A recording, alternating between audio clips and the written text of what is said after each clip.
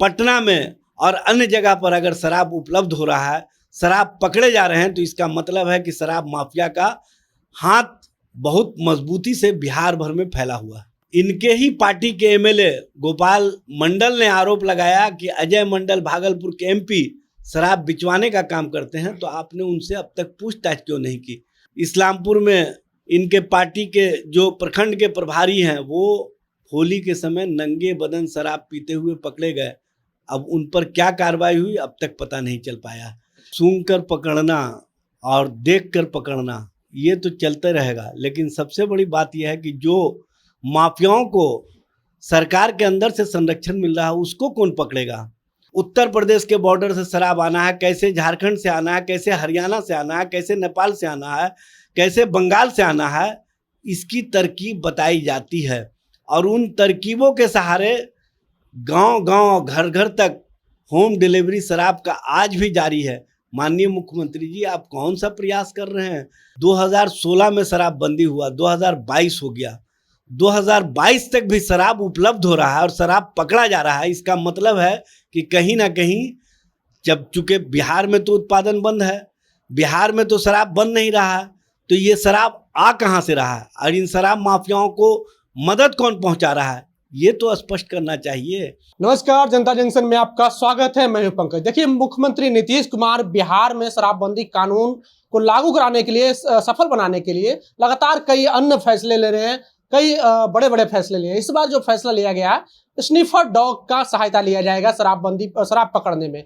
ये sniffer dog एक विशेष प्रकार की प्रजाति है जो कि सूंघ कर पता लगाती है। इस मुद्दे पर हम बात करेंगे। राष्ट्रीय जनता दल के प्रवक्ता है एजाज अहमद।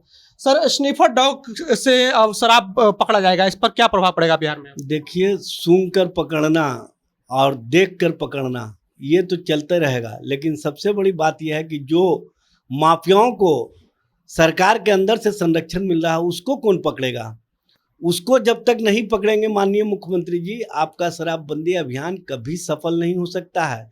आप चाहे जितनी भी कवायद कर लीजिए, आपने ड्रोन लाया, आपने हेलीकॉप्टर लाया, आपने स्नीपर डॉग लाया, आपने सेल फोन लाया, आपने ना जाने कौन कौन सी तरकीबें अपनाई, लेकिन अब तक आपने उन तरकीबों को नहीं अपनाया जो आपके मंत्रियों के इर्द गिर्द, जो आपके सरकार के अंदर बैठे हुए अफसरान के इर्द गिर्द शराब माफिया बैठे हुए हैं।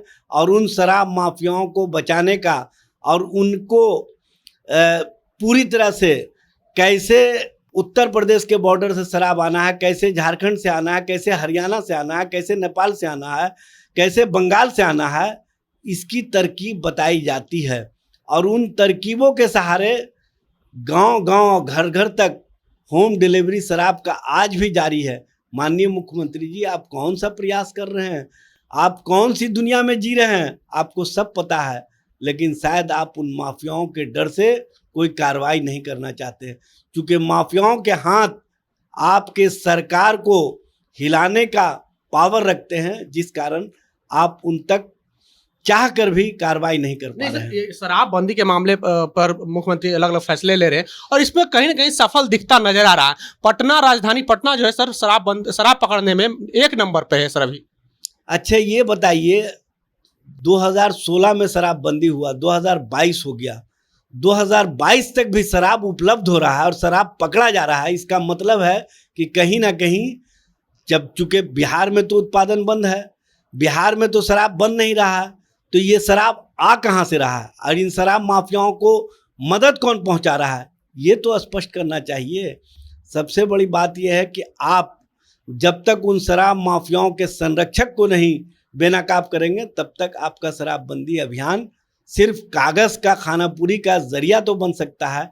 तब तक आप अपना चर्चा तो करा सकते हैं, लेकिन उन चर्चा में कहीं सच्चाई नहीं है, ये आपको समझना चाहिए। माननीय मुख्यमंत्री जी, बिहार में, पटना में और अन्य जगह पर अगर शराब उपलब्ध हो रहा है, शराब पकड़े जा रहे हैं, तो इसका मतलब है कि शराब माफिया का हाथ बहुत मजबूती से बिहार भर में फैला हुआ है। कहीं कहीं स्निफर डॉग का कोई प्रभाव नहीं पड़ेगा बिहार में। सबसे पहले तो सरकार को ईमानदारी दिखानी होगी। सरकार के जो लोग पकड़े जाते हैं उनको किस तरह से छोड़ दिया जाता है सब लोगों को पता है, लेकिन आम लोग जब पकड़े जाते हैं तो उनको जेल की सलाखों में पहुंचाया जाता है। 2 तरह की नीतियां पूरे शराब माफियाओं को बढ़ावा देने में सहायक बनी हुई है। आपने देखा होगा कुछ समय पूर्व इस्लामपुर में इनके पार्टी के जो प्रखंड के प्रभारी हैं वो होली के समय नंगे बदन शराब पीते हुए पकड़े गए। अब उन पर क्या कार्रवाई हुई अब तक पता नहीं चल पाया। आपने देखा होगा हरनौत के प्रखंड अध्यक्ष जब पकड़े जाते हैं तो उन पर कार्रवाई नहीं होती है, उत्पाद के जो पदाधिकारी हैं उन पर कार्रवाई होती है। भारतीय जनता पार्टी के बहुत सारे नेता पकड़े गए लेकिन उन पर कोई कार्रवाई नहीं हो सकी, उनके संबंध में कोई जानकारी नहीं दी जा सकी। और सबसे बड़ी बात यह है कि जब इनके ही पार्टी के एमएलए गोपाल मंडल ने आरोप लगाया कि अजय मंडल भागलपुर के एमपी शराब बिचवाने का काम करते हैं तो आपने उनसे अब तक पूछताछ क्यों नहीं की, उनके बारे में आपने आम जन को जानकारी क्यों नहीं दी। और काराकाट के माननीय सांसद शराब माफियाओं के साथ पार्टी करते हुए देखे गए, उस पर भी कोई संज्ञान पुलिस ने नहीं लिया या कोई पूछताछ की कार्रवाई नहीं हुई। इससे ही स्पष्ट होता है कि सरकार दो तरह की नीतियां शराब के मामले में अपनाई हुई है, आम लोगों को फंसाती है और खास लोगों को बचाती है। सर, दानापुर में एक जदयू नेता की हत्या कर दी गई है और पुलिस चौकी के थोड़ी सी दूरी पे, सर इसको कैसे देखते हैं आप? देखिए, दुखद घटना है और बिहार में लॉ एंड ऑर्डर पूरी तरह से समाप्त हो चुका है। सबसे बड़ी बात यह है कि माननीय मुख्यमंत्री ही जब सुरक्षित नहीं है, माननीय गृह मंत्री ही जब सुरक्षित नहीं है तो आम जन का क्या होगा। और सत्तारूढ़ दल या जो जनप्रतिनिधि है उनकी आए दिन हत्या हो रही है और उन हत्याओं पर सरकार का क्या रुख है अब तक स्पष्ट नहीं हो पा रहा है।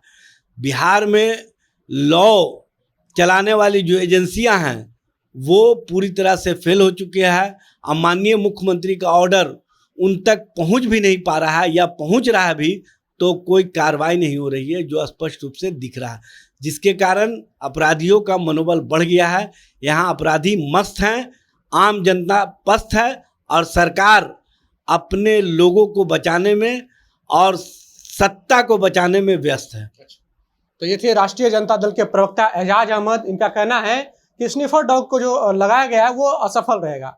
बहरहाल आपको हमारा वीडियो कैसा लगा आप अपनी प्रतिक्रिया कमेंट बॉक्स में जरूर दें।